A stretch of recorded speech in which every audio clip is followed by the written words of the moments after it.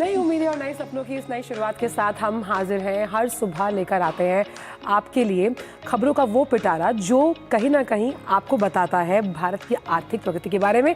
मैं हूं आंचल गुलाटी, मेरे साथ है मेरी सहयोगी भावना। भावना, सुप्रभात। आंचल सुप्रभात। आप सभी दर्शकों को भी सुप्रभात। अगला 1 घंटा पावर पैक शो रहने वाला है क्योंकि प्रधानमंत्री नरेंद्र मोदी इस समय जापान में है। जापान पहुंच चुके हैं। टोक्यो अंतर्राष्ट्रीय हवाई अड्डे पर उनका भव्य स्वागत हुआ है। साथ ही होटल पहुंचने पर भी उनका गर्मजोशी के साथ स्वागत हुआ है। आपको दिखाएंगे वो सारी तस्वीरें, बताएंगे प्रधानमंत्री नरेंद्र मोदी का जापान दौरे का क्या है उद्देश्य। साथ ही इस पावर पैक शो में रहने वाली है प्रेस रिपोर्ट, बताएंगे मौसम का हाल भी, जानेंगे अंतर्राष्ट्रीय जगत में क्या हो रहा है। साथ ही खेल जगत के लिए भी आज का दिन बहुत ही महत्वपूर्ण है क्योंकि आज राष्ट्रीय खेल दिवस है। चलिए शुरुआत कर लेते हैं नया सवेरा की सुबह की सुर्खियों के साथ।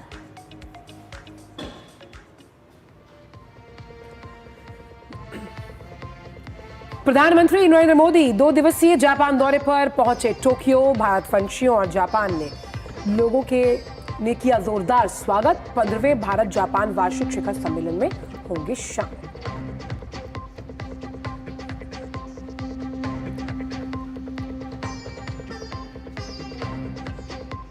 गृह मंत्री अमित शाह आज गुवाहाटी में नेशनल साइबर फोरेंसिक लैब की करेंगे शुरुआत। एनडीए पंचायत प्रतिनिधि सम्मेलन को भी करेंगे संबोधित।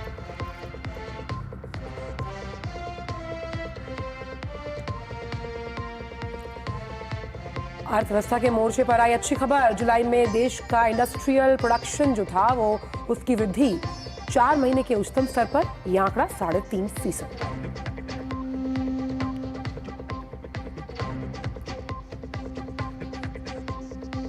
पहाड़ से मैदान तक बारिश से निपटने के लिए युद्ध स्तर पर प्रयास जारी। जम्मू कश्मीर, हिमाचल और पंजाब में राहत और बचाव अभियान जारी।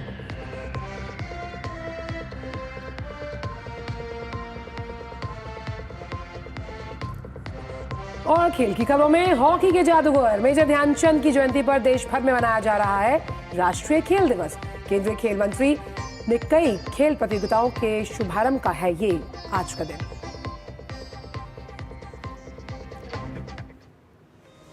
तो नया सवेरा की शुरुआत, जैसा कि आपने कहा, प्रधानमंत्री के जापान दौरे से, जहां पर दोनों देश जो हैं पुराने साझेदार हैं लेकिन प्राथमिकताएं नहीं हैं। और प्रधानमंत्री 2 देशों की यात्रा का जो पहला चरण है उसमें पहुंच गए हैं जापान। जापान के प्रधानमंत्री शिगेरू इशिबा के आमंत्रण पर प्रधानमंत्री टोक्यो में 15वें वार्षिक शिखर सम्मेलन में भाग लेंगे। और आंचल, अगर इस यात्रा का उद्देश्य अगर अपने दर्शकों को बताएं तो इस दौरान दोनों देश विशेष रणनीतिक और वैश्विक साझेदारी के अगले चरण को आकार देने पर ध्यान केंद्रित करेंगे। जापान पहुंचने पर जापान के विदेश राज्य मंत्री मियाजी ताकुमा ने प्रधानमंत्री मोदी का स्वागत किया। आपको बता दें कि पिछले 11 सालों में भारत जापान साझेदारी ने निरंतर और महत्वपूर्ण प्रगति की है। अब प्रयास होगा कि आर्थिक और निवेश संबंधों को नई ऊंचाई कैसे दी जाए और साथ ही जो उभरते हुए क्षेत्र हैं जैसे कि एआई और सेमीकंडक्टर, इन क्षेत्रों में सहयोग को कैसे आगे बढ़ाया जाए। तो ये सभी क्षेत्र हैं आंचल जिस पर आज फोकस रहने वाला है।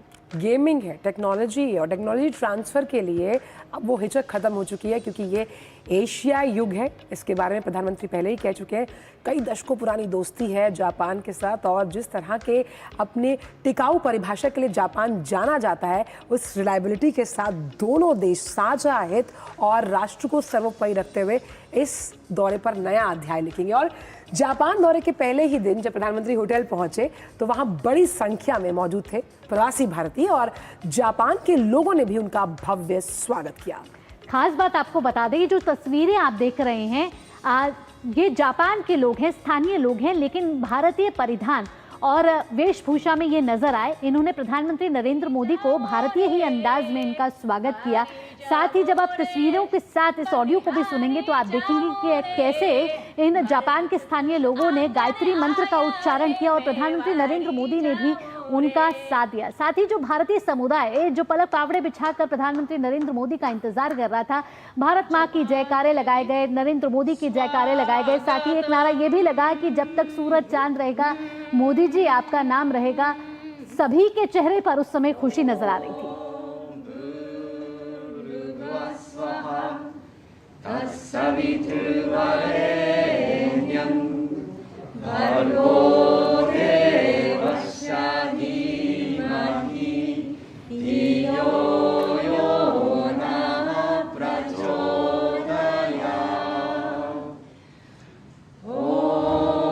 सर्वे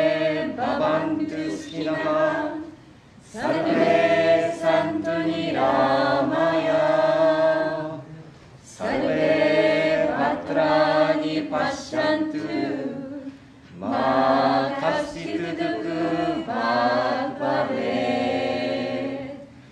ॐ शान्ति शान्ति शान्ति।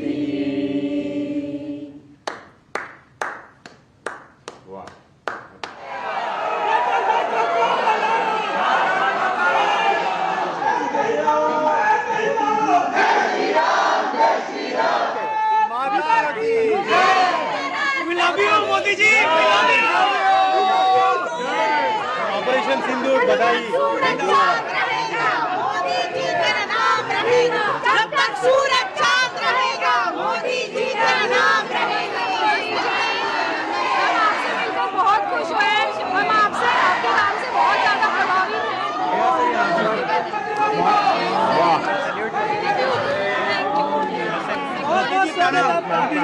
मोदी जी प्रणाम।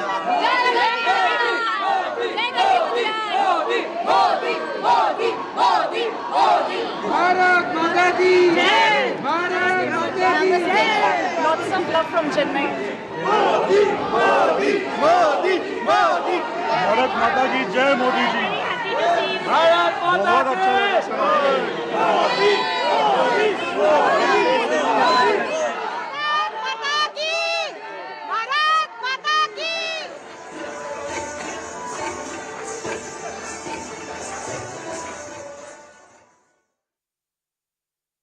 प्रधानमंत्री नरेंद्र मोदी से मिलकर के भारतीय समुदाय में जबरदस्त उत्साह है और क्या कुछ उनको लगा, आप बताएं, क्या कुछ माहौल नजर आया?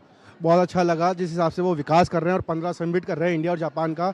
यहाँ से लोगों को 5 लाख लोगों को जो ट्रांसफर करेंगे और जो इंडिया तरक्की पे जा रहा है उनके अलावा कोई नहीं कर सकता। I love you Modi, you are the best PM of the whole world, we love you. मुझे लगा कि एक तरह से ऑपरेशन सिंदूर की भी एक गूंज सुनाई दी है यहाँ पे। एक बार थोड़ा सा बताएं, आपकी मुलाकात हो पाए? मैं पहली बार मोदी जी से मिली हूँ और मैं बहुत एक्साइटेड थी मोदी जी से मिलने के लिए। एक जो उनकी सबसे बड़ी विशेषता है कि जहाँ भी जाते हैं हमारी जो सॉफ्ट पावर है, जो कल्चर है, हमने उनसे बात की। हमने जापान में शिव जयंती पहली बार की और उन्होंने हमें बताया कि हमें गणेश और गणेश मंडल के अंदर शिवाजी महाराज की रखनी चाहिए। मतलब वो कितनी सोच रखते हैं और जो सॉफ्ट पावर है, जो भारत को विश्व गुरु बनाने की उनकी कामना है, हम सब उनके सैनिक हैं। जिस तरह से मोदी जी ने आज यहाँ जापान वो आए और तुरंत हम भारतीय समुदाय से वो जो मिलने आए, उनका जो उत्साह और हमारे प्रति प्रेम और भारतीयवासियों ने भी जो आज उन्हें प्रेम दिखाया है, उस प्रति हम आज एकदम गदगद हो गए हैं। हिंदी कहाँ से सीखी आपने? हिंदी फिल्म से सीख रही हूँ, अभी भी सीख रही हूँ। और राजस्थानी कनेक्शन क्या है आपका? राजस्थानी कनेक्शन क्या, तो बेसिकली मैं डांस और गाना सीख रही हूँ 13 साल से। राजस्थान जापान आते रहते हैं। तो प्रधानमंत्री मोदी का आपने किस तरह से स्वागत किया, एक बार हमें बताइए। हाँ, तो हम हिंदी भाषा में स्वागत किया है और अंत में आखिर में हम राजस्थानी भाषा में स्वागत किया है। एक बार हमें बोल के दिखा सकते हैं? पूरा नमस्कार मोदी जी, जापान में आपका हार्दिक स्वागत है और हम दिल से आशा करते हैं कि भारत और जापान के बीच और भी गहरी मित्रता और सहयोग स्थापित हो। फिर राजस्थानी में पधारो हमारे देश। तो देखिए, न सिर्फ हिंदी बल्कि स्थानीय जो भाषा है उसको भी जापान के लोग किस तरह से अपना रहे हैं, वो एक अद्भुत संगम दिखाई दे रहा है दोनों ही संस्कृतियों का। प्रधानमंत्री मोदी ने आपके कार्यक्रम को देखा, कैसा लगा आपको, कैसा अनुभव रहा? अनुभव कुछ बात से, भाषा से नहीं बता सकते हैं कि मैं तो 30 साल से तबला बजाता हूँ और गुरुजी के आशीर्वाद से आज तक तबला रियाज अपना अभ्यास करते हैं, प्रोग्राम भी देते हैं। लेकिन मेरे लिए 30 साल में सबसे अच्छे दिन आज आ गए हैं और मेरे ही नहीं है, ये बाकी सभी मेंबर के लिए सबसे अच्छे दिन आ गए हैं। क्योंकि मोदी जी तो अभी इंडिया का लीडर ही नहीं है, पूरे दुनिया का लीडर है। तो दुनिया के सबसे उच्च स्तर पर आप वो कोई प्रधानमंत्री के सामने हम लोग वो आज बजाने की मौका मिले हैं, इतना खुशी तक आज तक नहीं मिले और कभी नहीं मिल जाएंगे। जिस तरह से प्रधानमंत्री नरेंद्र मोदी लगातार भारत की बात को भारत के बाहर भारतवंशियों के बीच रखने का काम करते हैं, भारतीय समुदाय भी उन्हें पा करके अद्भुत रूप से आह्लादित है और ऐसा लग रहा है कि जो भारत की सॉफ्ट पावर है वो जापान ही नहीं पूरी दुनिया में और विस्तार पाने के लिए इस वक्त तैयार नजर आ रही है। कैमरामैन अनिल ठाकुर के साथ Ajay Mishra, DD news, Tokyo.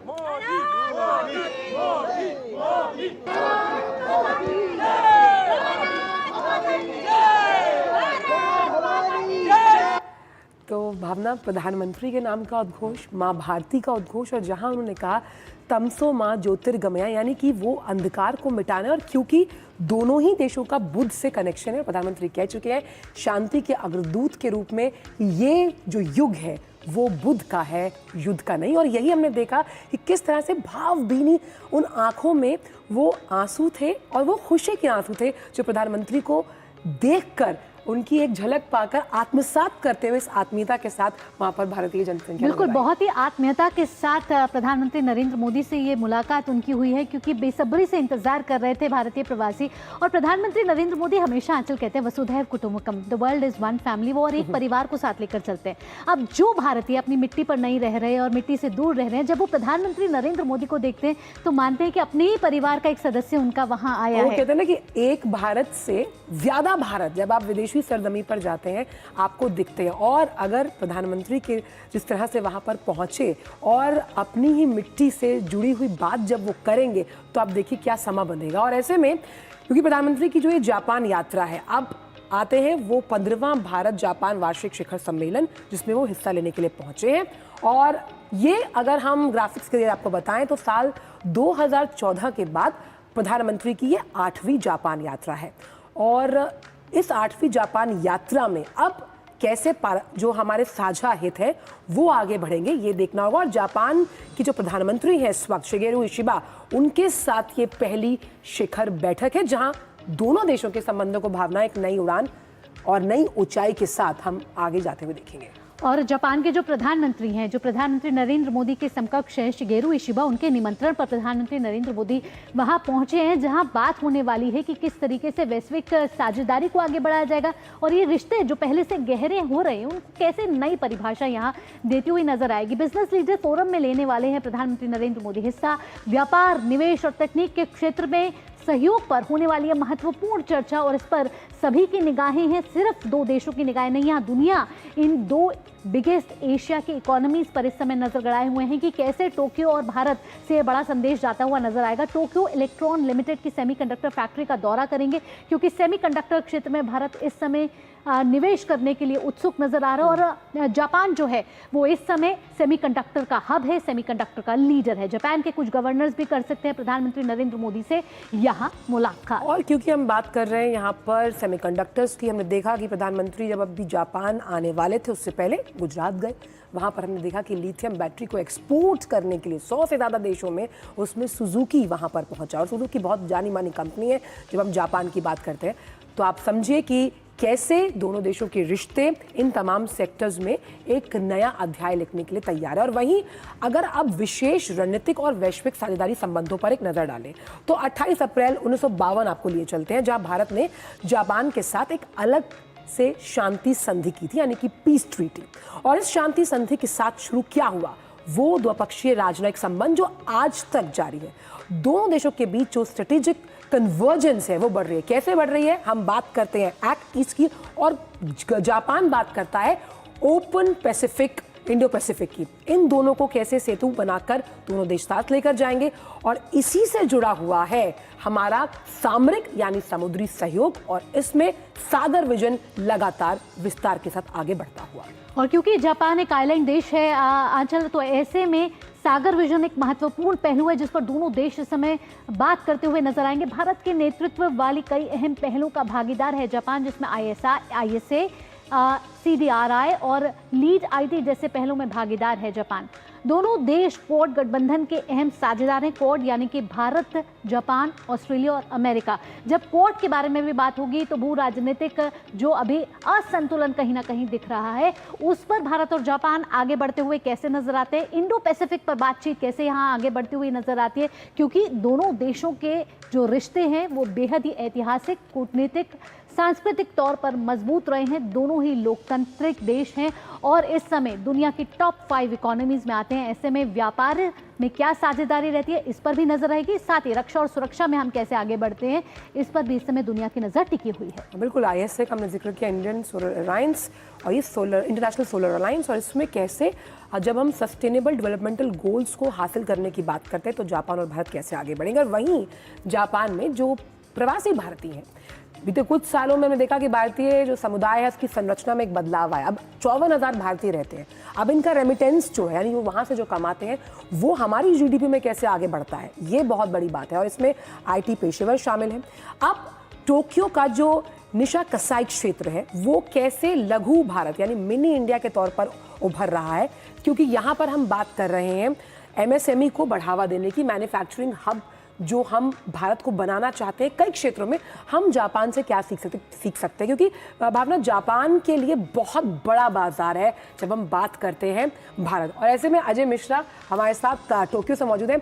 Ajay, हम सुबह भी लगातार बात कर रहे थे, लेकिन अभी शुरुआत करते हैं प्रधानमंत्री के इस ट्वीट के साथ, जहां उन्होंने कहा I am deeply touched by the warmth of the people from Japan. यानी कि वहां पर जो भारतीय समुदाय है वो तो प्रधानमंत्री को प्यार कर ही रहा है, लेकिन हमने देखा कि जो वहां पर जापानी लोग हैं किस तरह से वो हिंदी, मतलब इतनी शगल के साथ वो हिंदी बोल रहे थे कि आप पहचान नहीं पाएंगे कि वो एक और भारत बसता है जापान में भी। बिल्कुल सही कहा आपने। और भारत के बाहर एक मिनी भारत को देखना बहुत ही अत्यंत सुखद अनुभव होता है किसी भी भारतीय के लिए। जिस तरह से कहा जाता है कि जो भारत है वो सिर्फ समाधान के लिए जाना जाता है, लोगों को जोड़ने के लिए जाना जाता है, तो प्रधानमंत्री नरेंद्र मोदी को भी लोगों को जोड़ने के लिए एक तरह से ऐतिहासिक रूप से याद किया जाएगा। और जितने भी भारतवंशी हैं वो इसी बात पर आह्लादित हैं कि जब भी प्रधानमंत्री नरेंद्र मोदी आते हैं तो कोई जापान के अलग अलग हिस्सों से, कोई हिरोशिमा से आ रहा है, कोई ओसाका से आ रहा है, अब लंबी लंबी यात्राएं करके लोग यहाँ पर आ रहे हैं प्रधानमंत्री नरेंद्र मोदी से मिलने के लिए। सभी को इंतज़ार रहता है। 2 सालों में एक बार तो कम से कम प्रधानमंत्री नरेंद्र मोदी आते ही हैं। और अभी आप देखें तो 11 सालों में यह 8वां दौरा लगातार हो रहा है उनका। तो भारतवंशियों में एक ज़बरदस्त कनेक्ट दिखाई देता है, वो भारत के साथ अपने आप को जोड़ पाते हैं। आपने देखा होगा कई सारे लोग भावुक हो गए थे। ऑपरेशन सिंदूर को लेकर के यहाँ पर जय जयकार के नारे हमने लगते हुए देखे, भारत माता की जय, वंदे मातरम तो आपने लगातार सुना है। तो भारत के बाहर भारत को अगर कोई कनेक्ट करता है तो सिर्फ और सिर्फ नरेंद्र मोदी फैक्टर है, इसमें कोई दो राय नहीं है। और कितने लोगों के आंखों में मैंने आंसू देखे। प्रधानमंत्री मोदी जिस तरह से बहुत बारीक चीज़ों को ऑब्जर्व करते हैं, जैसे मिसाल के तौर पर जो वाद्य यंत्र बजा रहे थे, उन्होंने कहा कि इतने अच्छे से उन्होंने सुना और उसके बाद तालियां बजाई, हमारा उत्साहवर्धन किया, तो उनके लिए अच्छे दिन आ गए। इसी तरह से जितने लोग उनका स्वागत कर रहे थे वो अभिभूत नजर आए। प्रधानमंत्री की जो ऊर्जा है उसको महसूस करके, जिसको कहते हैं ना कि अब अगर आप किसी को स्पर्श कर लीजिए, तो वहाँ पे एक व्यक्ति ने कहा कि मैं उनकी ऊर्जा को अपने अंदर लेना चाहती थी, इसलिए मैंने उनसे आशीर्वाद मांगा। वो पॉजिटिव एनर्जी ट्रांसफर हम देख पाते हैं। प्रधानमंत्री जब कहीं जाते हैं, भावना, वो ऑरा ऐसा है कि आप उससे अछूते रह ही नहीं पाएंगे। बिल्कुल अजय, यहाँ हमें आत्मीयता तो देखने को मिली ही, साथ ही भावनात्मक संबंध भी प्रगाढ़ होते हुए नजर आए। भारत और जापान के बीच सॉफ्ट पावर कैसे मजबूत हो रही है, इसकी झलक तो आज हमने देख ली जैसे ही प्रधानमंत्री नरेंद्र मोदी का वहाँ आगमन हुआ। आइए आगे बढ़ते हुए ये भी बात कर लेते हैं कि रणनीतिक और कूटनीतिक तरीके से हम किस तरीके से मजबूत होते नजर आ रहे हैं, क्योंकि बुद्ध का प्रचार प्रसार यहीं से हुआ और अब हम पहुंच चुके हैं वहां जहां हम बात कर रहे हैं व्यापार की, अनेक ऐसे क्षेत्रों की जहां दोनों के रिश्तों को और मजबूत करने की जरूरत है। क्या रहने वाला है प्रधानमंत्री नरेंद्र मोदी के जापान दौरे का ये उद्देश्य?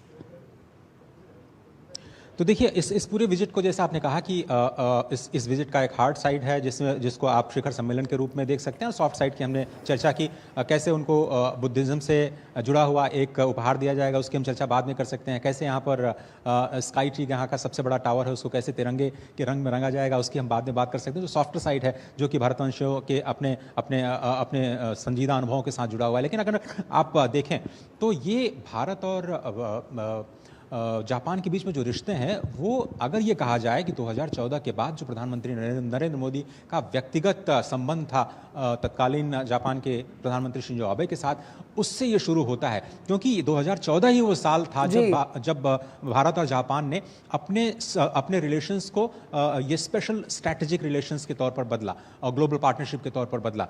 और ऐसा माना जा रहा है कि उसके बाद अब इसकी समीक्षा करने का वक्त आ गया है। तो आज जो 15वां शिखर सम्मेलन हो रहा है, उसमें इस बात की समीक्षा की जाएगी कि वो कौन से स्ट्रैटेजिक सेक्टर्स हैं जिसमें हम और ज़्यादा सहयोग कर सकते हैं। स्पेस में भारत और जापान का सहयोग लगातार चल रहा है। एजुकेशन टेक्नोलॉजी को लेकर आपको बताएं कि साल 2026 को भारत जापान साइंटिफिक टेक्नोलॉजी और इनोवेशन का साल घोषित किया गया है। तो आप देखेंगे कि आज जो बातचीत होगी उसमें science and technology, artificial intelligence, semiconductor जैसे स्ट्रैटेजिक सेक्टर्स में कैसे दोनों देश आपस में और ज़्यादा करीब आ सकते हैं, इस पर चर्चा होगी।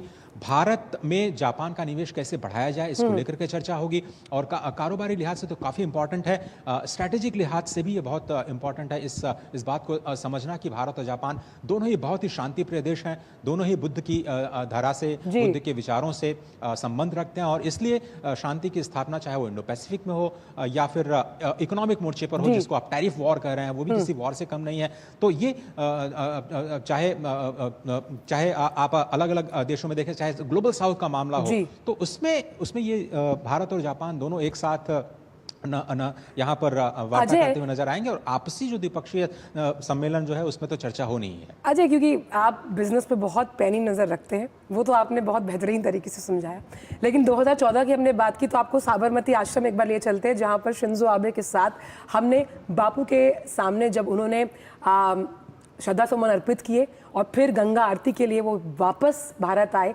तो ये जो प्रासंगिकता रही उन मुलाकातों की, उसमें उस शांति और उस स्थायित्व का जो हम कह सकते हैं छटा, वो आज भी देखने को मिलती है, और आज के इस युग में बेहद ज़्यादा ज़रूरत है। तो इन व्यापारिक दृष्टिकोणों के अलावा कैसे शांति का संदेश दोनों देश देते हुए नजर आएंगे, क्योंकि दोनों ही देश क्वाड का एक बहुत अहम हिस्सा है। आपने बिल्कुल सही कहा कि क्वाड का मुद्दा बहुत इंपॉर्टेंट मुद्दा है, और जिस तरह से जो जापान की जो टैरिफ नीति है हालिया की, उसको लेकर के पूरी दुनिया से जो रिएक्शंस आ रहे हैं, ऐसे में क्वाड का क्या रेलेवेंस होगा और क्वाड में क्या किन मुद्दों पर हम बात कर सकते हैं, उसको लेकर के चर्चा हो सकती है। भारत और जापान स्पष्ट तौर पर क्वाड के मुद्दे पर बात करेंगे, विदेश मंत्रालय स्पष्ट कर चुका है।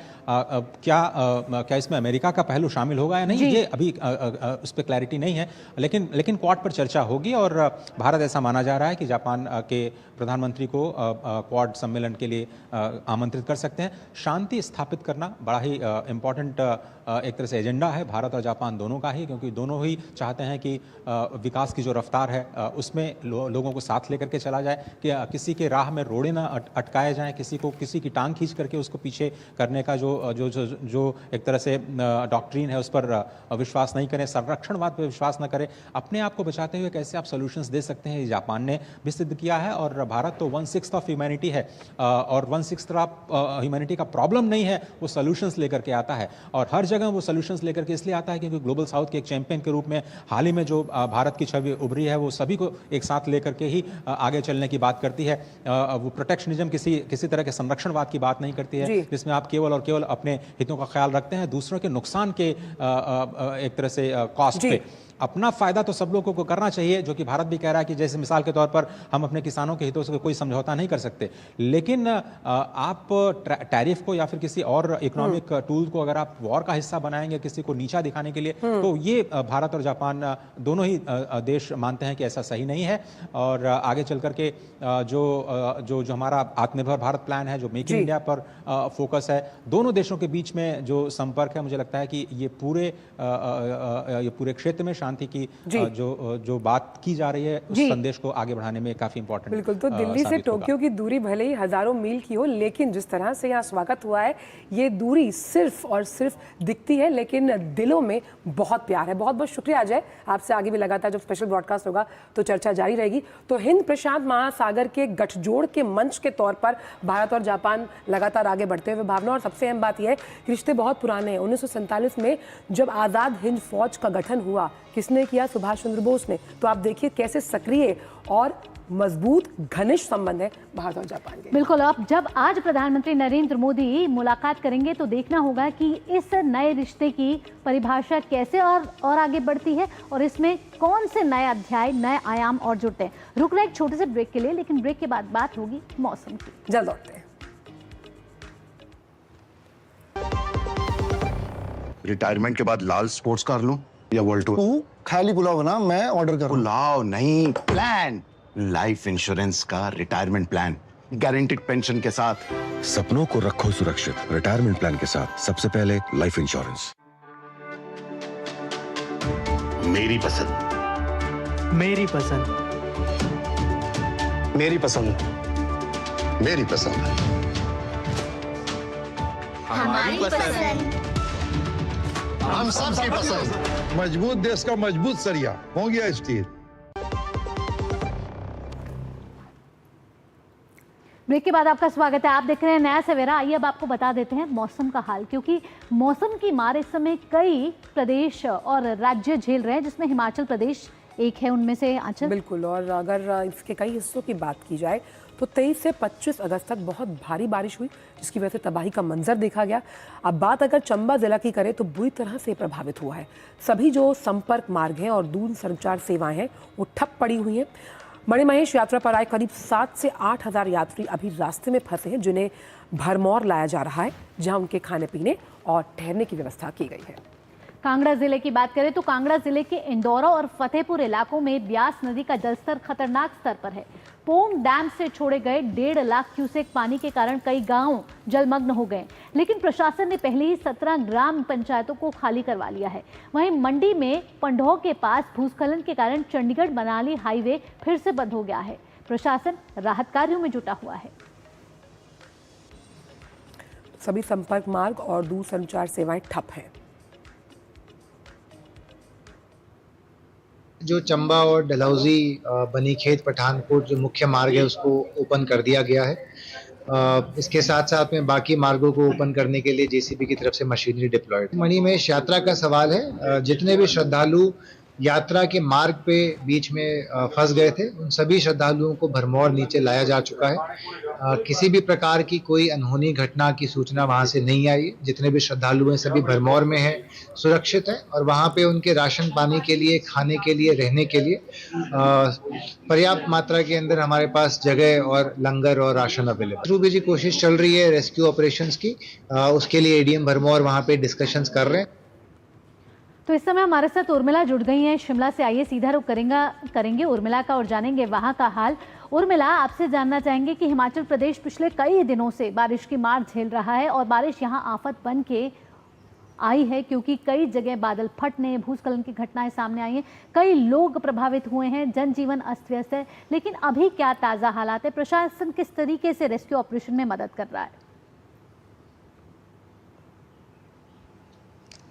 जी बिल्कुल भावना, आपको बताना चाहेंगे राजधानी शिमला में बेशक बादलों के बीच धूप की शुरुआत हुई है, लेकिन प्रदेश के जो प्रभावित क्षेत्र हैं, जहां कुल्लू की बात करूं मैं, मनाली की बात करूं, चंबा की बात करूं और कांगड़ा की बात करूं, यहां पर बारिश का दौर बीती रात से देखने को मिल रहा है। राजधानी शिमला समेत बारिश का दौर बीती रात जरूर हुआ था, लेकिन अभी हल्की धूप के साथ राजधानी में शुरुआत हुई है, लेकिन प्रदेश के अन्य क्षेत्रों में वर्षा का क्रम रुक रुक कर जारी है। इसी के चलते सिरमौर जिला में शिक्षण संस्थान बंद है। कुल्लू के बंजार का जिक्र करें, यहाँ पे शिक्षण संस्थान बंद किए गए हैं। कुल मिलाकर 24, 25, 26 का जो वर्षा का दौर था उससे 3 जिले खासे प्रभावित हुए थे। चंबा जिला प्रभावित हुआ था, कांगड़ा प्रभावित हुआ था और मंडी और कुल्लू भी इसमें शामिल है। प्रशासन राहत कार्यों में जुटा हुआ है, हालांकि कनेक्टिविटी बिल्कुल फेल है। हमें मालूम है हिमाचल प्रदेश विधानसभा का मानसून सत्र यहां चला हुआ है। बीते रोज भी विपक्ष ने प्रमुखता से जो चंबा जिले के अंतर्गत जितने भी विधायक हैं उन्होंने यहां पर मानसून सत्र में उन्हें चॉपर के माध्यम से भेजने की वहां पर जो है अपील की थी कि वहां पर भेजा जाए उन्हें, क्योंकि कनेक्टिविटी बिल्कुल ठप है। आप खुद सोच सकते हैं कि मानसून सत्र में यदि विधायक ऐसी बात कर रहे हैं तो स्थिति कितनी दयनीय बनी हुई है। प्रशासन अपने स्तर पर कार्य कर रहा है, लेकिन कनेक्टिविटी को बहाल करने की जो है यहाँ पर कोशिश की जा रही है और यहाँ पर सैटेलाइट फोन का भी जो है विधायकों ने जिक्र किया कि उन्हें सैटेलाइट फोन का दिया जाए ताकि उनका संपर्क प्रशासन द्वारा भी किया जाए। और मंडी यहाँ पर मनाली की बात करें, मनाली हमने देखा पूरी तरह जलमग्न हो गया है, राष्ट्रीय राजमार्ग प्रभावित हुए हैं, सड़कें प्रभावित हुई है। तो कुल मिलाकर 3 दिन जब भी कभी इस तरह की 26 और उसके बाद की स्थिति उर्मिला, हम पीछे देख पा रहे हैं, कहीं धूप कहीं छाया, यही प्रभु की माया है। जहां आप खड़ी हैं वहां धूप है, आपके पीछे हम काले बादल भी देख सकते हैं। लेकिन रिस्टोरेशन प्रोसेस खास तौर पर किसी भी प्राकृतिक आपदा के बाद किसी भी राज्य के लिए बहुत चुनौतीपूर्ण होता है। ऐसे में संचार सेवाओं को वापस पटरी पर लाने के लिए जो मार्ग अवरुद्ध हो गए हैं उन्हें ठीक करने के लिए किस तरह से मिशन मोड में काम किया जा रहा है? बिल्कुल बिल्कुल आंचल, सबसे पहले यदि सड़क कनेक्टिविटी नहीं होगी, सड़कों की बहाली नहीं होगी, तो सारी की सारी बातें जो है वह ठप होती प्रतीत होगी। हालांकि और इसमें जो है कनेक्टिविटी, यहाँ पर संचार, दूर संचार का जो माध्यम है वो भी प्रबल रहना चाहिए। इन सभी चीज़ों में यहाँ पर अभी जो है कार्य उतने प्रभावी तरीके से नहीं हो पा रहे हैं जितने प्रभावी तरीके से होने चाहिए। कल विधानसभा सत्र में भी यही बात गूंजी थी और इसके लिए प्रशासन अपने स्तर पर कार्य कर रहा है, मशीनरी तैनात की गई है। हालांकि आज जो है बारिश का दौर चल रहा है, बारिश के कारण जो ये प्रभावी कदम है इसमें जो है जरूर दिक्कतें आ सकती है, लेकिन सरकार का ये कहना है कि प्रभावी तरीके से कार्य करने की कोशिश की जा रही है, प्रशासन से संपर्क साधा जा रहा है। तो कुल मिलाकर चुनौतियां हैं और अगर आज और कल, क्योंकि मौसम विभाग ने आज और कल दोबारा से बारिश का दौर चलने की बात कही है, तो चुनौतियां हमें जरूर देखने को मिलेगी। प्रशासन अपने स्तर पर काम करने की बात जरूर कह रहा है, पर स्थिति किस तरीके से सामान्य होती हमें नजर आएगी ये कहना बहुत कठिन है। बहुत बहुत धन्यवाद उर्मिला, इन तमाम जानकारियों को हम तक साझा करने के लिए और बताने के लिए कि हिमाचल प्रदेश के इस समय क्या ताज़ा हालात है और आने वाले दिनों में बारिश का क्या हाल रहने वाला है। फिलहाल तमाम जानकारियों के साथ आपका धन्यवाद। और बात हमने यहाँ पहाड़ों की, आइए आपको लिए चलते हैं मैदानी इलाकों की तरफ जहाँ पर बारिश का कहर लगातार जारी है। बात करते हैं पंजाब की, जहाँ भारी बारिश के कारण आई बाढ़ ने कई इलाकों में तबाही मचाई हुई है। राज्य के जो कई ज़िले हैं जो बाढ़ प्रभावित हुए उसमें गुरदासपुर है, फाजिल्का है, रामदास, जालंधर, अजनाला है और इसमें लगातार बारिश की वजह से बाढ़ जैसे हालात उत्पन्न हुए हैं। बाढ़ ने फसलों और घरों को भारी नुकसान पहुंचा है। बड़ी संख्या में गांव पानी में समा गए हैं। बाढ़ की स्थिति से निपटने के लिए सेना, एनडीआरएफ और पुलिस की टीम राहत और बचाव कार्य में जुटी हुई है। बाढ़ प्रभावित इलाकों से लोगों को सुरक्षित निकालने का प्रयास भी जारी है। प्रभावित क्षेत्रों में चिकित्सा सहायता, राशन और अन्य आवश्यक वस्तुएं पहुंचाने के लिए टीम तैनात की गई है। दूर दराज के गाँव तक पहुंचने के लिए हेलीकॉप्टरों का सहारा लिया जा रहा है। वहीं पंजाब के मुख्यमंत्री भगवंत मान ने बाढ़ प्रभावित इलाकों का जायजा लिया। अधिकारियों को राहत कार्य और तेज करने के निर्देश दे दिए गए हैं। तो खासतौर पर फजिल्का की बात की जाए तो वहाँ पर पानी करीबन 3-4 फुट घुटनों तक आ गया और क्योंकि पंजाब एक कृषि प्रधान राज्य है, वीट बास्केट ऑफ इंडिया कहा जाता है, तो ऐसे में फसलों को भी नुकसान हुआ है, जो मवेशी हैं उन्हें भी नुकसान पहुंचा है। ऐसे में प्राकृतिक आपदा से निपटने के लिए पंजाब सरकार क्या कदम उठा रही है, ये बड़ा सवाल है। आइए आगे बढ़ते हुए अब बात कर लेते हैं उत्तराखंड की। उत्तराखंड में भी लगातार हो रही है बारिश और पहाड़ी इलाकों में जनजीवन इस समय अस्त व्यस्त हो गया है। रुद्रप्रयाग की बात करें तो रुद्रप्रयाग के बरेथ गांव और छेनागाड़ में आज सुबह बादल फटने से अफरा तफरी मच गई। करीब 30 से 40 परिवार गदेरे के बीच फंसे हुए हैं, जबकि मवेशियों के नुकसान की भी आशंका है। प्रशासन ने राहत और बचाव कार्य तेज कर दिया। वहीं बागेश्वर में 76 मिलीमीटर बारिश दर्ज की गई, जिससे जो सरयू और गोमती नदी है उसका जलस्तर खतरे के करीब पहुंचा। बात करें चंपावत, चमोली और टिहरी जिलों की तो भारी बारिश से सड़कों पर भूस्खलन हुआ, जिससे यातायात बाधित हुआ है। पिथौरागढ़ जनपद में लगातार हो रही भारी बारिश और खराब मौसम की स्थिति को देखते हुए समस्त विद्यालयों और आंगनवाड़ी केंद्रों में आज अवकाश घोषित कर दिया गया है। वहीं मौसम विभाग ने देहरादून, बागेश्वर, हरिद्वार, नैनीताल समेत 13 जिलों में बारिश का येलो अलर्ट जारी किया है। प्रशासन ने लोगों से सतर्क रहने और नदी नालों से दूर रहने की अपील की है। तो अगर बात आंचल उत्तराखंड की भी करें तो उत्तराखंड में भी इस समय बारिश कहर बरपा रही है। वहां मौसम विभाग ने 13 जिलों के लिए येलो अलर्ट इस समय जारी किया है। बिल्कुल। और बात अब करते हैं राजधानी दिल्ली की, जहां यमुना नदी का जलस्तर लगातार बढ़ता हुआ, नदी का जलस्तर आज भी खतरे के निशान के करीब पहुंचा है। दिल्ली में हो रही लगातार बारिश और हरियाणा के हथनी कुंड बैराज से छोड़े गए पानी का असर यमुना नदी पर साफ नजर आ रहा है। वहीं बात अगर निचले इलाकों की करें तो निचले इलाकों में रहने वाले लोगों को सुरक्षित स्थानों पर पहुंचाया जा रहा है। तो दिल्ली प्रशासन इस समय अलर्ट मोड पर है, क्योंकि यमुना नदी का जलस्तर लगातार यहां बढ़ता जा रहा है और यमुना नदी के आसपास रहने वाले लोगों को एहतियात बरतने की यहां सलाह दी गई है।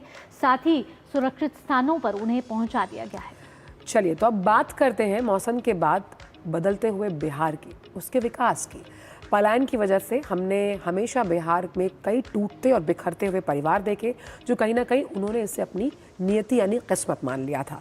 लेकिन अब का बिहार बदला हुआ है। अर्थव्यवस्था को गति देने का जो सरकार का प्रयास है वो यथार्थ के धरातल पर लगातार नजर आ रहा है।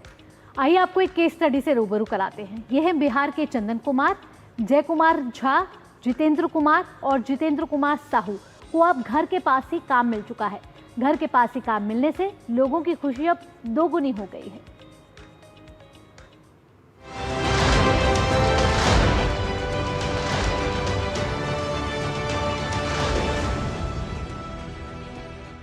जब पिता या परिवार के अन्य सदस्य काम की तलाश में बाहर चले जाते हैं तो परिवार टूट जाता है और बच्चों के पालन पोषण पर भी प्रतिकूल प्रभाव पड़ता है। बिहार में विगत 20 वर्षों से एनडीए की सरकार ने इस समस्या से उबरने के लिए लगातार काम किया है। आज बिहार में उद्योगों का जाल है और इस इंडस्ट्री में बिहार के लोग बाहर के राज्यों से आकर अपने ही घर में रोजगार प्राप्त कर रहे हैं। बात बदलते बिहार की में देखिए बदलते बिहार की कहानी, बिहारी कामगारों की जुबानी। कभी बिहार का युवा रोजगार के लिए तर भटकता था। परदेश में काम तो मिलता, लेकिन परिवार से दूरी और रोज की मुश्किलें जिंदगी को भारी बना देती थीं। लेकिन अब केंद्र और राज्य सरकार के प्रयासों से माइग्रेशन रिवर्स माइग्रेशन में बदल गया है। इस बदलाव की कहानी बयां कर रहे हैं दिल्ली से लौटे चंदन कुमार, जिन्हें अब अपने ही घर के पास नौकरी मिल गई है। और इससे पहले मैं एक्सपोर्ट कंपनी में ही दिल्ली में काम करता था। वहाँ पे बहुत परेशानियाँ होती थी, जो रूम लेकर रहने पे बहुत तरह की परेशानियाँ होती थी, जैसे खुद से सारे काम करना, प्लस में ड्यूटी जाना, गाड़ी घोड़ा की सब परेशानियाँ होती थी। आने जाने में बहुत दिक्कत होती थी हम लोगों को। तो यहाँ पे मैं मुजफ्फरपुर का ही रहने वाला हूँ, तो मुजफ्फरपुर में कंपनी है तो हम लोग बहुत अच्छी सुविधा है कि हम लोग घर के पास ही ड्यूटी करते हैं और हमें अच्छा लगता है। जयशंकर कुमार झा कहते हैं कि अब परेशानियों के दिन खत्म और सुविधाओं के दिन शुरू हो गए हैं। चेन्नई में हम लोग काम करते हैं, तिरुपुर में, वहाँ से अच्छा यहाँ बिहार में है। अभी बहुत अच्छा है, बिहार में घर पर ही है, बगल में है घर पर। तिरुपुर में खाना का बात का इस सब का परेशानी था, बिहार में हो गया, कंपनी अच्छा है, लाभ भी अच्छा है। जितेंद्र कुमार को अब हजारों किलोमीटर दूर तमिलनाडु जाने की जरूरत नहीं, उन्हें अब अपने ही प्रदेश में काम मिल गया है। तिरुपुर तमिलनाडु में काम करता था और वहाँ पे सर बहुत सारी परेशानियाँ होती थी, जैसे यहाँ से ज़्यादा डिस्टेंस था और जाने में हमको 3 से 4 दिन लग जाता था। और अभी सर हम मुजफ्फरपुर में काम कर रहे हैं, यहाँ पे सर हमें बहुत सारी सुविधाएं मिली हैं और हम रोज़ काम करके अपने घर बाल बच्चों से मिलते हैं और हमें बहुत सारी चीज़ों की सुविधा मिली है। गुरुग्राम से बिहार लौटे जितेंद्र कुमार साहू कहते हैं कि उन्हें बिहार में गुरुग्राम से भी कहीं ज्यादा अच्छी सुविधाएं मिल रही हैं। मैं इससे पहले गुड़गांव में काम करते थे, 70 में 17-18 उद्योग बिहार में गुड़गांव में काम कर रहे थे। वहाँ से अच्छी सुविधा यहाँ मिल रहा है हमारे बिहार राज्य में और फैसिलिटी भी अच्छी है और घर जाने आने में भी सुविधा अच्छा हो रहा है। हमें वहाँ से 1000 किलोमीटर दूरी में रहती थी, यहाँ आकर के मुझे अच्छा सुविधा मिल रहा है। रिवर्स माइग्रेशन का मुद्दा बिहार ही नहीं बल्कि ये राष्ट्रीय स्तर पर बहस का मुद्दा बन चुका है। बात बदलते बिहार की में लगातार हम आपको दिखा रहे हैं कि कैसे बिहार में माइग्रेशन रिवर्स माइग्रेशन में तब्दील हो चुका है। कल फिर हम दिखाएंगे आपको बिहार में सफल रिवर्स माइग्रेशन की कहानी। आप देखते रहिए डीडी न्यूज।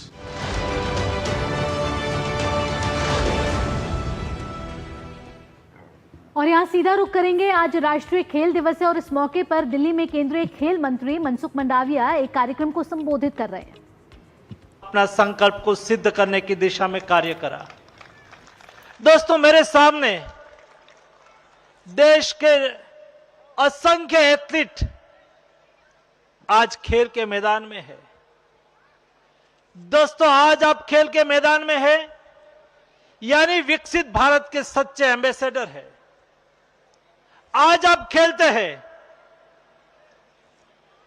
कल देश को खिलाएंगे। आज आप खेलते हैं, आप स्वयं खिलते हैं। दोस्तों, आज आप 1 घंटे खेल के मैदान में रहते हैं तो मोदी जी के इस संदेश को आगे बढ़ाते हैं। हमें देश के नागरिक को फिट रखना है, हमें स्पोर्टिंग स्पिरिट को डेवलप करना है और प्रतीकात्मक रूप में आज सारे देश में 3 दिन के लिए हम राष्ट्रीय खेल दिन मनाए, खेल के मैदान में रहे, खेल पर कॉन्क्लेव करके खेल का महत्व बताया जाए, सरकार के करे एफर्ट को देश के सामने रखा जाए, खेल के प्रति मोदी जी का विजन कॉन्क्लेव के माध्यम से उसके पर चर्चा करी जाए और 31 तारीख तीसरे दिन के अवसर पर मोदी जी के फिट इंडिया के संदेश के लिए, मोदी जी के स्वदेशी के संदेश के लिए, मोदी जी के भारत के पसीने से बने हुए चीजों का उपयोग करने के संदेश के लिए देश के हर नागरिक साइकिलिंग करे। दोस्तों, साइकिलिंग भी आत्मनिर्भरता का संदेश है, साइकिलिंग भी फिट रहने का मंत्र है, साइकिलिंग भी मोटापे के सामने मोदी जी की लड़त के साथ जुड़ने का अवसर है। और इसलिए ये 3 दिन तो आज राष्ट्रीय खेल दिवस है, जहां पर खेल मंत्री आह्वान कर रहे हैं कि आप साइकिलिंग स्पिरिट को अपने में जगाइए और ख़ास तौर पे ये पर्यावरण के लिए तो अच्छा है ही, लेकिन आपकी सेहत पर भी एक सकारात्मक असर डालेगा। और जहां आप आंचल सेहत की बात कर रही है तो केंद्रीय खेल मंत्री ये भी कह रहे हैं कि 1 घंटा आप ज़रूर मैदान में दीजिए, ये ज़रूरी है स्पोर्टिंग स्पिरिट के लिए भी, साथ ही आपकी फिटनेस के लिए भी ये बहुत महत्वपूर्ण है। आइए आगे बढ़ेंगे। हॉकी के जादूगर मेजर ध्यानचंद की जयंती को देश में राष्ट्रीय खेल दिवस के रूप में मनाया जाता है। फुटबॉल में पेले और क्रिकेट में जो स्थान ब्रैडमैन का है, वही स्थान हॉकी में ध्यानचंद का है। हॉकी का जादूगर कहे जाने वाले मेजर ध्यानचंद ने भारत को 1928, 1932 और 1936 में लगातार ओलंपिक में स्वर्ण पदक दिलाए हैं। मेजर ध्यानचंद भारतीय हॉकी की पहचान है और 8 बार के ओलंपिक चैंपियन भारत के हॉकी के स्वर्णिम काल में मेजर ध्यानचंद का योगदान सर्वोपरि रहा। मेजर ध्यानचंद का जन्म दिवस 29 अगस्त भारत में राष्ट्रीय खेल दिवस के रूप में मनाया जाता है। मेजर ध्यानचंद का हॉकी में वही रुतबा है जो फुटबॉल में पेले और क्रिकेट में ब्रैडमैन का है। कहते हैं जब ध्यानचंद हॉकी स्टिक लेकर मैदान पर उतरते थे तो गेंद इस तरह उनकी स्टिक से चिपक जाती थी जैसे वे किसी जादुई स्टिक से हॉकी खेल रहे हों। ध्यानचंद की हॉकी की कलाकारी से जुड़े जितने किस्से हैं उतने शायद ही दुनिया में किसी खिलाड़ी के हों। कहा जाता है कि एक बार जब वे हॉलैंड में खेल रहे थे तब उनकी हॉकी स्टिक में चुंबक लगे होने की आशंका में उनकी हॉकी स्टिक को तोड़ कर देखा गया था। इसी तरह एक बार जापान में खेलते वक्त ध्यानचंद की हॉकी स्टिक से गेंद को चिपकी हुई देखकर उनकी हॉकी स्टिक में गोंद लगे होने की बात कही जाने लगी। ध्यानचंद ने हॉकी में जो कीर्तिमान बनाए हैं उन तक आज भी कोई खिलाड़ी नहीं पहुंच सका है। मेजर ध्यानचंद का जन्म 29 अगस्त 1905 को इलाहाबाद में हुआ था, जो अब प्रयागराज के नाम से जाना जाता है। प्रारंभिक शिक्षा के बाद 16 साल की उम्र में वे सिपाही के तौर पर सेना में भर्ती हो गए। ध्यानचंद को हॉकी खेलने के लिए प्रेरित करने का श्रेय रेजिमेंट के एक सूबेदार मेजर तिवारी को जाता है। उनकी देखरेख में ध्यानचंद हॉकी खेलने लगे। ध्यानचंद ने 1928 एम्स्टर्डम, 1932 लॉस एंजलिस और 1936 बर्लिन में लगातार 3 ओलंपिक में भारत को हॉकी में स्वर्ण पदक दिलाने में अहम भूमिका निभाई। 1988 के एम्स्टर्डम ओलंपिक गेम्स में उन्होंने भारत की ओर से सबसे ज्यादा 14 गोल किए। उनके शानदार प्रदर्शन के बाद एक अखबार ने लिखा था, यह हॉकी नहीं बल्कि जादू था और ध्यानचंद हॉकी के जादूगर हैं। उनकी हॉकी की जादूगरी देखकर जर्मनी के तानाशाह हिटलर ने उन्हें जर्मनी की तरफ से खेलने की पेशकश कर दी थी, लेकिन ध्यानचंद ने एक मुस्कुराहट के साथ इनकार कर दिया था। मेजर ध्यानचंद ने साल 1948 में अपना आखिरी मैच खेला। उन्होंने अपने अंतर्राष्ट्रीय करियर में 400 से अधिक गोल किए, जो कि एक रिकॉर्ड है। 1956 में उन्हें पद्म भूषण से सम्मानित किया गया। ध्यानचंद के जन्मदिन को भारत में राष्ट्रीय खेल दिवस के रूप में मनाया जाता है। भारतीय ओलंपिक संघ ने मेजर ध्यानचंद को शताब्दी का खिलाड़ी घोषित किया था। ध्यानचंद के सम्मान में भारत में खेलों के सर्वोच्च सम्मान का नाम मेजर ध्यानचंद खेल रत्न पुरस्कार रखा गया है। लंबे समय तक विश्व हॉकी के शिखर पर रहे मेजर ध्यानचंद का देहांत 3 दिसंबर 1979 को नई दिल्ली में हुआ। झांसी में उनका अंतिम संस्कार किसी घाट पर करने की बजाय उसी मैदान पर किया गया जहां वे हॉकी खेला करते थे। Sports desk, DD news. तो अपने खेल के प्रति उनकी रूहानियत और दीवानगी देखिए कि वो हॉकी स्टिक को लेकर सोया करते थे, और ये जो खेल के प्रति उनकी निष्ठा है, और इसे अगर आज की युवा पीढ़ी कुछ सीखती है तो फिर क्या बात है।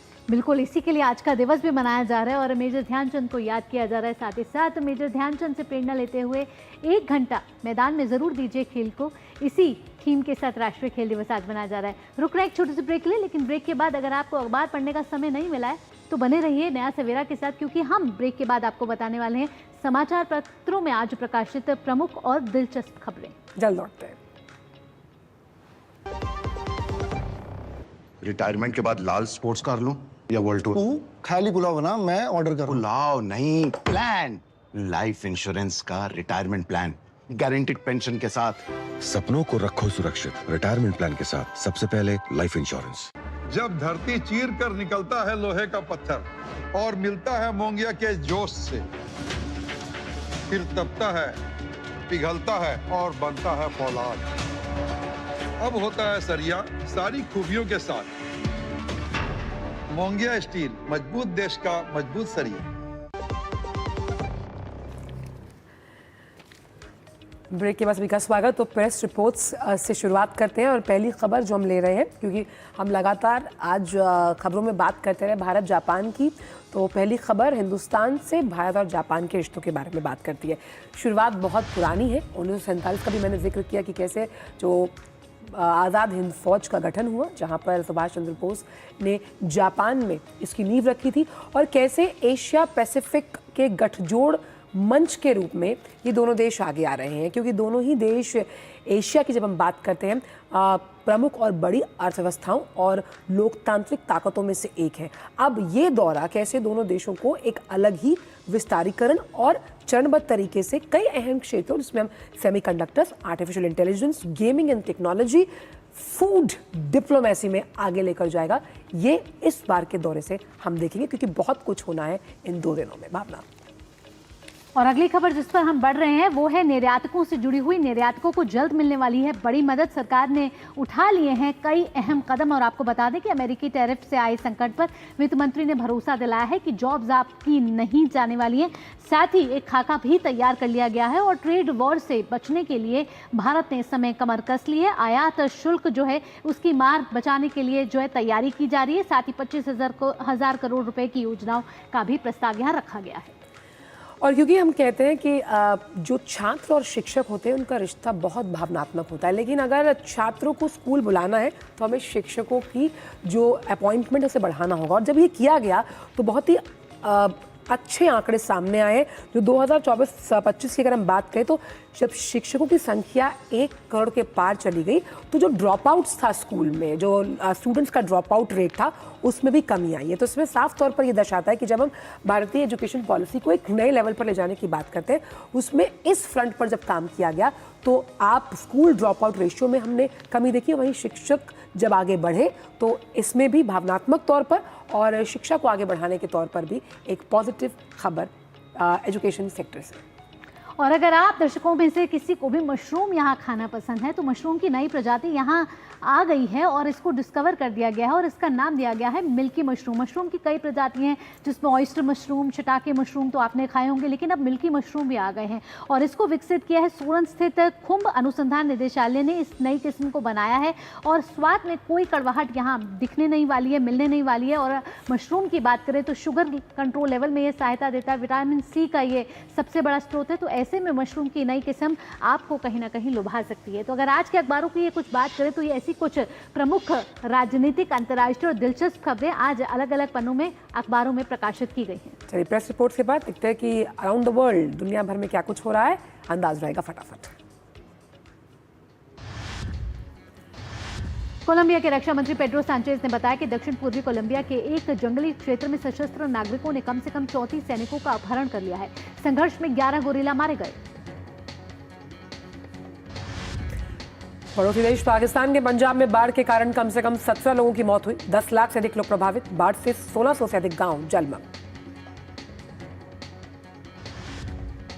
वेनेजुएला के संयुक्त राष्ट्र राजदूत सैमुअल मोनकाडा ने यूएन से दक्षिणी कैरिबियन जल क्षेत्र में अमेरिकी नौसेना की तैनाती की शिकायत की।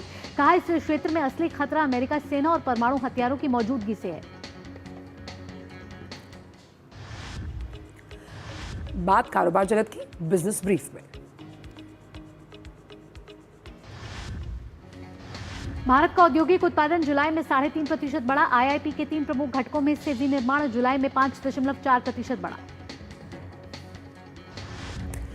बात भारत की कंज्यूमर टैबलेट मार्केट की, जिसमें सालाना आधार पर 20% से ज्यादा की वृद्धि दर्ज की गई, जिससे मजबूत विक्रेता प्रोत्साहन रणनीति और ई-कॉमर्स प्लेटफॉर्म्स के साथ साथ जो खुदरा दुकानें हैं उन पर स्थिर मांग का समर्थन मिला है।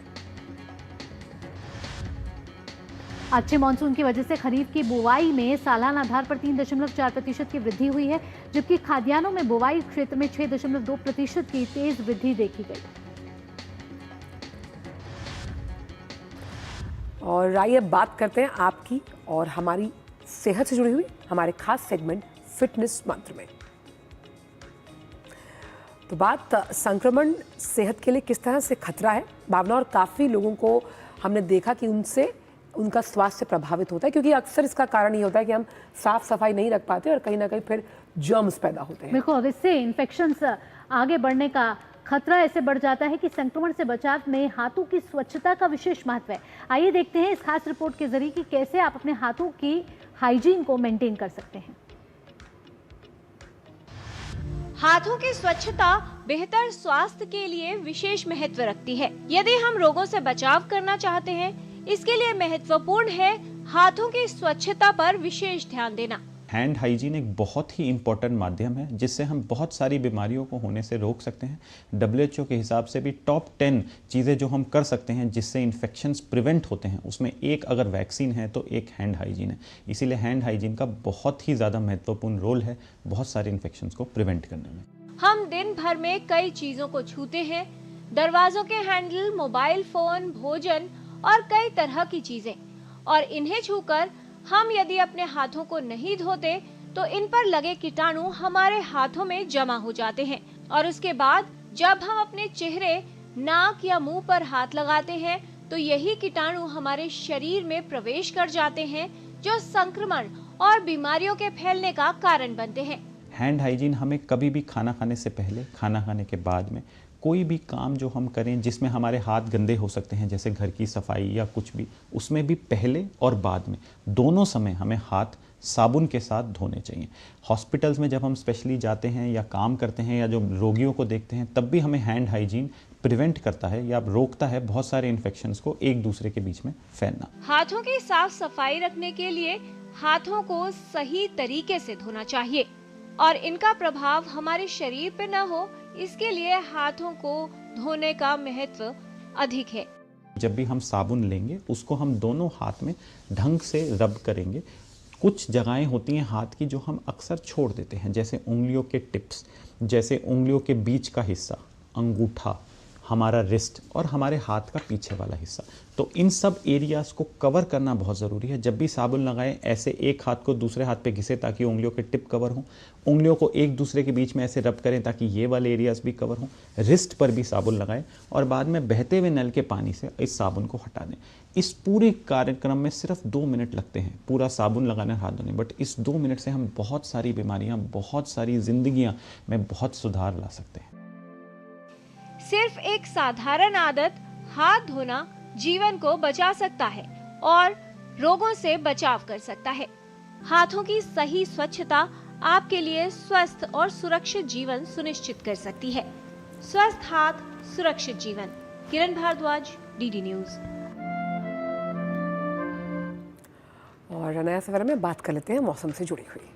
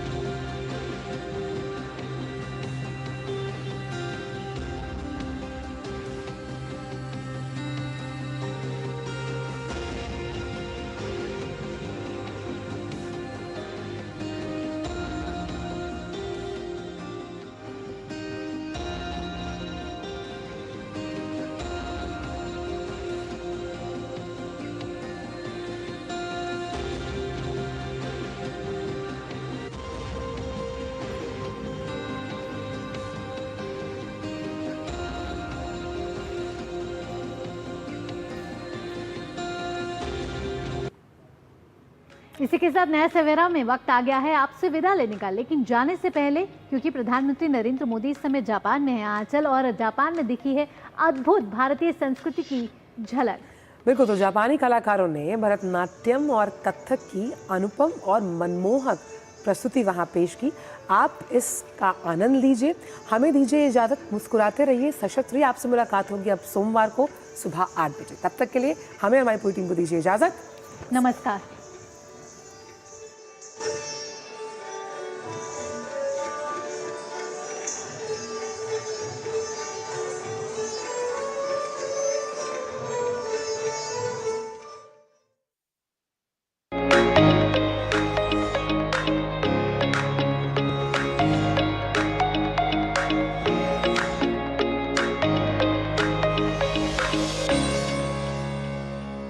नया सवेरा के प्रायोजक थे